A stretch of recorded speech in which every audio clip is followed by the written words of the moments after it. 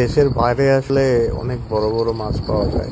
আমি কানাডাতে আসার পর অনেক মাছই ধরেছি, বাট এর মধ্যে আমার সবচেয়ে বড় মাছ ধরার রেকর্ড ছিল প্রায় 8.5 কেজি।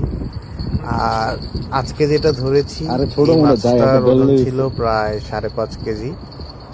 এটা একটা কার্প মাছ। ইভেন আরেকটা মজার বিষয় হলো আমি আজকে দিনে প্রায় 3টা মাছ পেয়েছি, আর 3টা মাছের মধ্যেই ডিম ছিল। এর মধ্যে আমি একটা এক বড় ভাইকে গিফট করেছি, আর 2টা মাছ আমি রেখেছি। 2টা মাছ থেকে আপনার প্রায় 2.5 কেজির মতো ডিম হয়েছে। আর এই মাছগুলোর ডিম আসলে খেতে খুবই মজা। আমি এখানকার আসার পরে এটাই ফার্স্ট টাইম এই মাছ পাইলাম যেটাতে ডিম আছে।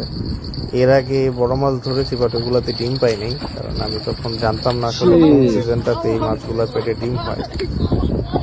যাক, মাশাআল্লাহ।